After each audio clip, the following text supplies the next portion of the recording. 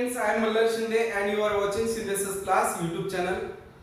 Friends, you are very welcome in this class and today's video is about auxiliary verbs. Now friends, what is meant by auxiliary verbs? Auxiliary verbs means सहायकारी क्रियापदे in Marathi. विशेष सहायकारी क्रियापदे. So, what is the definition of auxiliary verbs and what can do by auxiliary verbs? So friends, auxiliary verbs are help to the main verb in the sentence for complete the sentence meaning. Means sentence चा meaning अपूर्ण राहिलेला किंवा पूर्ण करण्यासाठी auxiliary verbs हे sentence मध्ये येतात. त्यांना आपण auxiliary verbs सहायकारी क्रियापदे असं म्हणतो. Means auxiliary verbs can help to the main verb for complete the meaning of the sentence.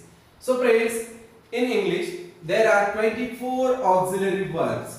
English मध्ये 24 auxiliary verbs are, and we divided these 24 auxiliary verbs into two kinds of auxiliary verbs, and these kinds are primary auxiliary and modal auxiliary. So friends, kinds of auxiliary verbs. Auxiliary verbs चे जे दोन प्रकार आहेत ते आहेत primary auxiliary verbs and modal auxiliary verbs. So friends, primary auxiliary verb लाच आपण special auxiliary verbs किंवा मुख्य सहायकारी क्रियापदे असे म्हणतो. and modal auxiliary जे verb आहेत त्यांना आपण अभिवृत्तीदर्शक क्रियापदे असे म्हणतो. So what is difference between them?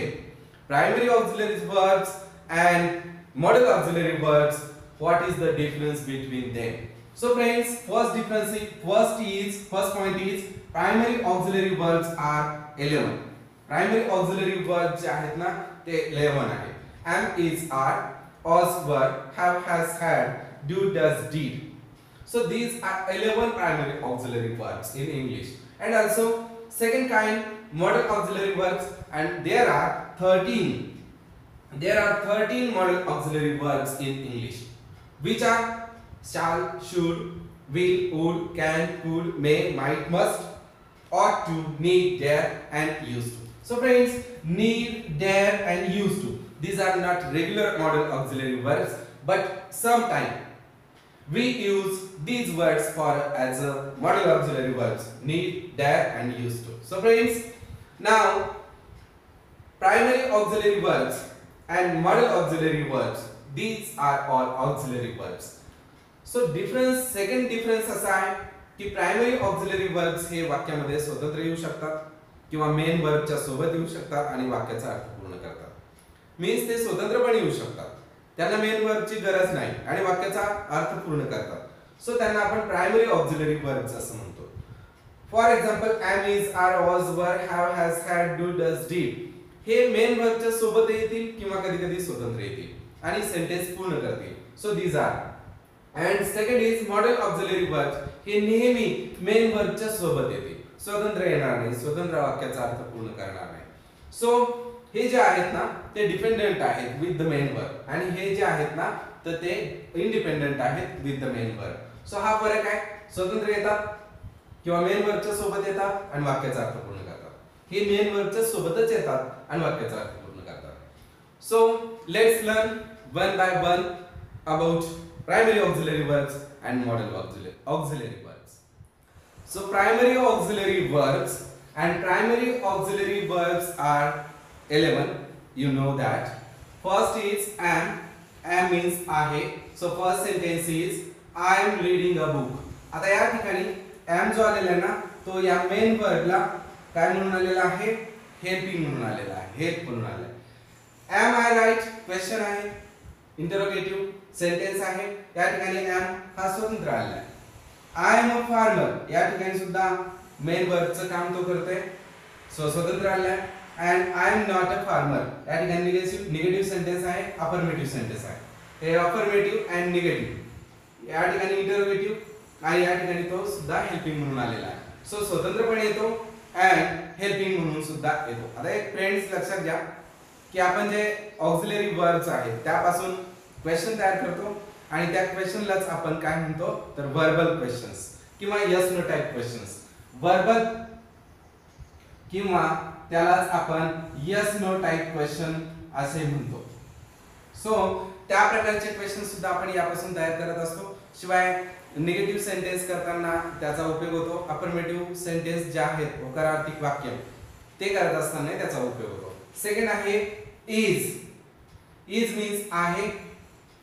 Now friends, he is playing, या ठिकाणी तो असोसिएट म्हणून आलेला आहे, हेल्पिंग म्हणून आलेला आहे. इज इट अ बुक, स्वतंत्र आलाय, interrogative sentence. This is a book, affirmative sentence. It is not a book, या ठिकाणी निगेटिव्ह सेंटेन्स. सो इज चा वापर या ठिकाणी अशा प्रकारे येतो. Then third one is are. Are means आहेत, आहात, आहोत, आहेस. We are playing. You are a girl. Are they right? Are. They are not playing. Yeah. Then fourth one is was. Was means होता, होती, होते, होत्या. So I was playing. Was she present? Interrogative. It was not true. Was. And she was intelligent. So was. Means चारही प्रकारचे जे sentence आहेत त्यामध्ये सुद्धा ऑक्झिलरी वर्ब्स येतात, हेल्पिंग म्हणून येतात, स्वतंत्रपणे येतात. प्रायमरी ऑक्झिलरी वर्बचं ते एक फीचर आहे. So next kinds. Next example is where और वी कैन से वर. प्रोनाउंसिएशन इज वर. सो वर मीन्स होते, होत्या, होतास, होतो. Now friends, some sentences are here. We were playing. Were they playing? There were some books. There were not books. This type of sentences we use were. Then have. Have means च्या जवळ असणे, मालकीचे असणे वा ला असणे. I have a pen. Have birds wings? I have heard story. I haven't heard story. These type of sentences we use have. Have means चार जवळ असणे, मालकीचे असणे. Now friends, next is has. चार जवळ असणे, ला असणे, मालकीचे असणे. He has read a lesson. She has a bag. Has it a dog. It has not a dog. So this type of examples. And then had. जवळ होते, मालकीचे होते. I had written a letter. Had you read this book?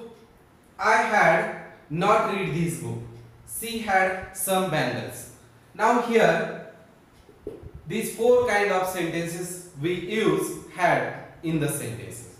Now friends, आणखीन एक गोष्ट या ठिकाणी सांगतो की ऑक्झिलरी वर्ब्स मीन्स मध्ये टू बी चे रूप, टू डू चे रूप आणि टू हॅव चे रूपे असतात.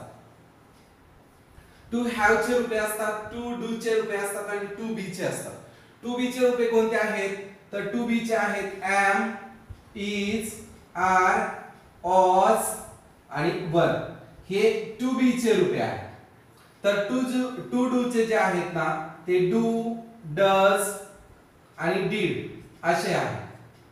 आणि टू हॅव चे जे आहेत ना तर ते हॅव, हॅज आणि हॅड अशा प्रकारे आहेत. सो टू बी चे रूप लक्षात ठेवा, टू डू चे रूप लक्षात ठेवा आणि टू हॅव चे रूप लक्षात ठेवा. त्यांचा आपण टेन्स नुसार उपयोग करत असतो. दुसरी एक महत्त्वाची गोष्ट, हॅव कुठे वापरायचं, हॅज कुठे वापरायचं. तर हॅव कधी वापरायचं? जेव्हा आपल्याला सब्जेक्ट हा आय, वी, दे, यू असा असेल त्यावेळेस आपण हॅव असं वापरतो. आणि हॅज कधी वापरतो? जेव्हा आपल्याला सब्जेक्ट ही, सी, इट असेल तेव्हा आपण हॅज वापरतो. हे लक्षात घ्या.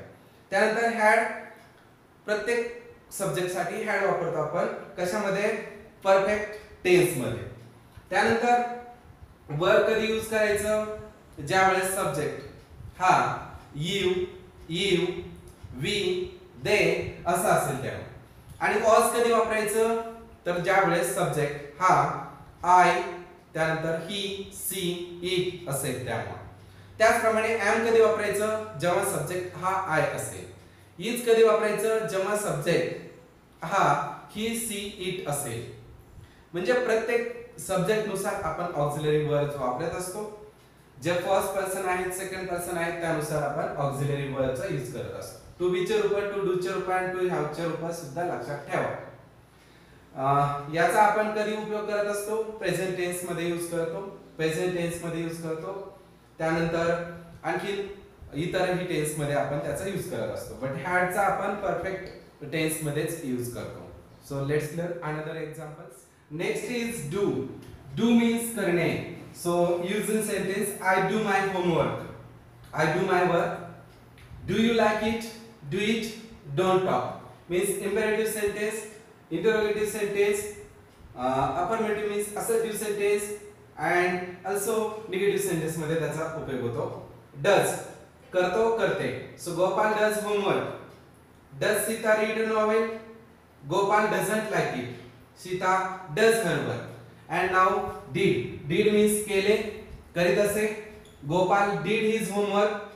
did Leela throw a ball? She did her work. So like this we use did. आता फ्रेंड्स एक लक्षात घ्या, डू कधी वापरायचा, डज कधी वापरायचा, डीड. डीड हा पास्ट मध्ये येतो, सर्व सब्जेक्ट साठी डीड येईल, नो प्रॉब्लेम. बट डू आणि डज हे सब्जेक्ट नुसार येतील. फॉर एक्झाम्पल डज कधी येईल? ही सी इट जेव्हा सब्जेक्ट असेल, he see it. For example Gopal Sita tree, these are representative of he see it. तर त्यावेळेस डज येईल. अदरवाइज आय, वी, यू, दे या वेळेला डू येईल. So let's learn another example of next kind of the auxiliary verbs and it is model auxiliary verb. So let's learn some examples, some words of model auxiliary. So now model auxiliaries. Model auxiliaries means अभिव्यक्ती दर्शक सहाय्यकारी क्रियापदे. Now first one is shall. Shall means होईल.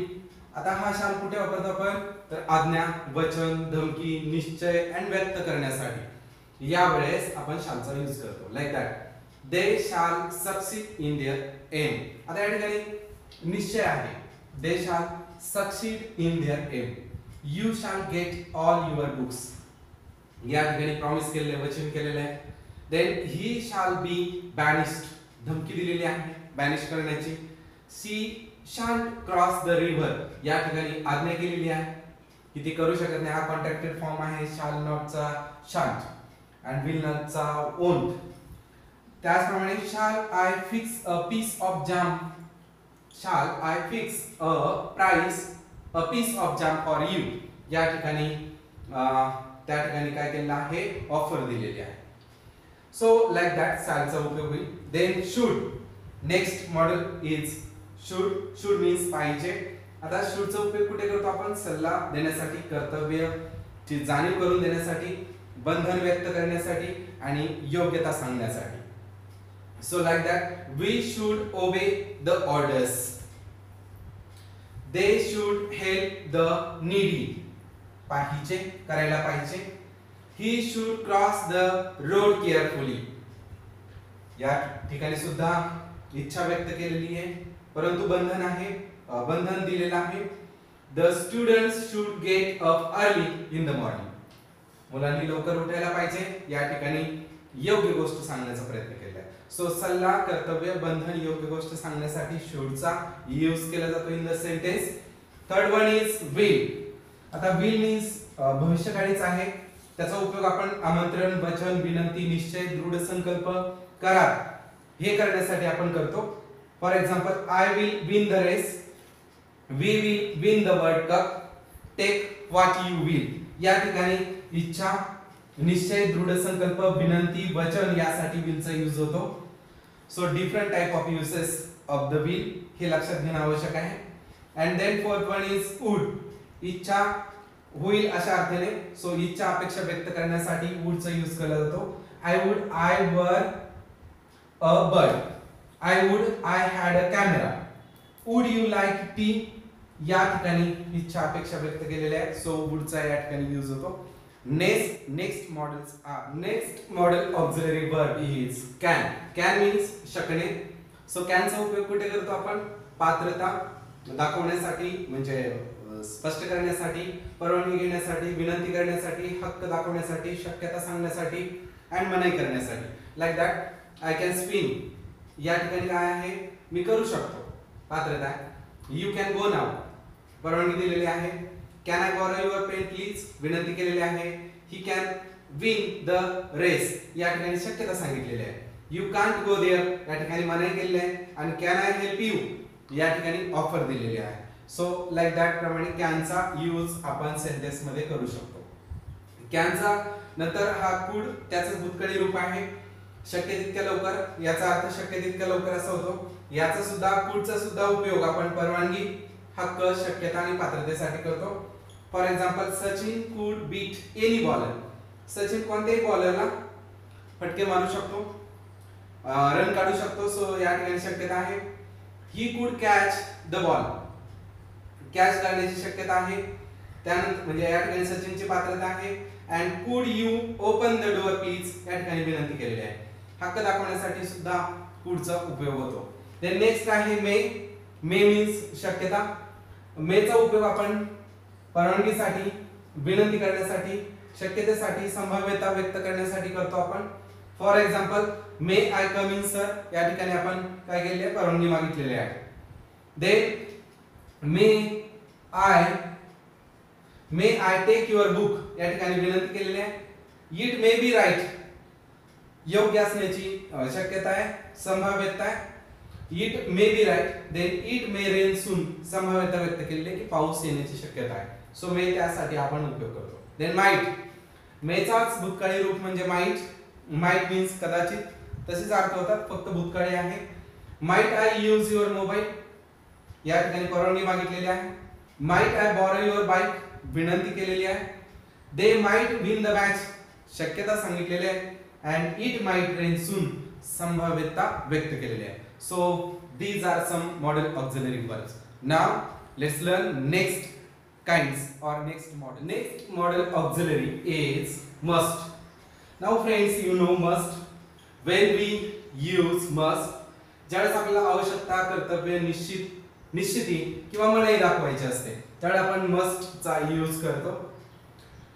You must study hard, केलाच पाहिजे. Should आणि must मध्ये काय फरक आहे? शुड हा सुद्धा मनाई दाखवतो किंवा कर्तव्याची जाणीव करून देतो किंवा शक्यता सांगतो. परंतु मस्ट जो आहे ना तो आधी केलेच पाहिजे. शुड मीन्स केले पाहिजे अँड मस्ट मीन्स केलेच पाहिजे. So you must study hard, you must take care of your parents, they must caution him, त्यांना द्यायचंय, सूचना द्यायची. You must not get up late in the morning. So या ठिकाणी मनाई केलेली आहे, निश्चित केलेली आहे, कर्तव्य सांगितलेले आहे आणि आवश्यकता सांगितलेली आहे. सो नेक्स्ट जे आहे modal auxiliary verb is need. Need means गरज. But if there is a negative sentence or there is a compulsion about some things, that time we use need in the sentence.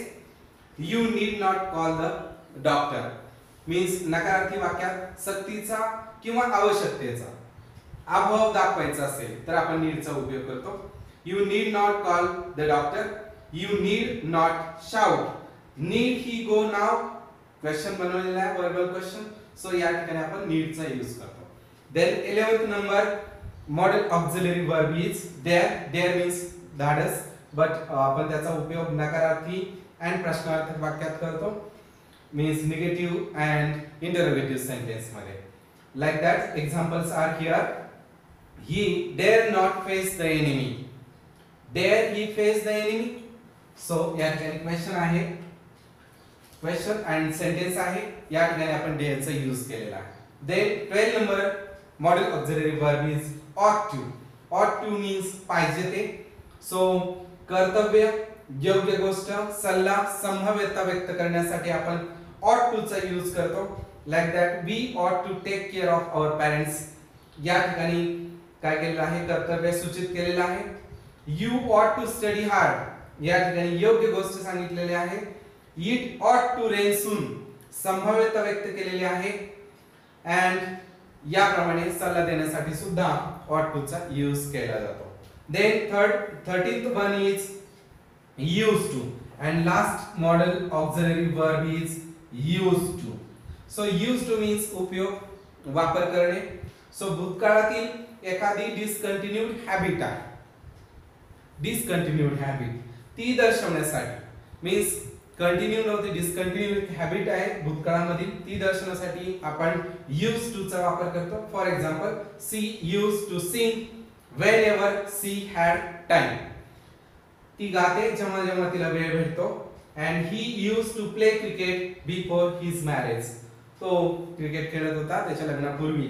So discontinued habit दाखवण्यासाठी use to चा use आपण sentence मध्ये करतो. So friends, today we learn about auxiliary verbs and also its kinds, means primary auxiliary verbs and modal auxiliary verbs with examples and explanation. So if you like this video, then subscribe, share and like to my channel. Also keep studying, keep watching. Best wishes to you. Thank you.